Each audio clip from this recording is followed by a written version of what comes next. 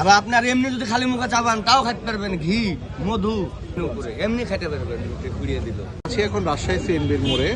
দেখুন কি ডেলিশিয়াস পাউরুটির সাথে মধু এবং ঘি মিশিয়ে তৈরি এবং আগুনে পোড়া, অত্যন্ত মজাদার হবে মনে হচ্ছে। আর এখানে আছে মালাই চা এবং তার সাথে দুধ মিশানো। দেখি আমি একটু খেয়ে দেখি, একটা পাউরুটি খেয়ে দেখি, তারপরে চায়ের মধ্যে ডিপ করবেন। একটু খেয়ে দেখি।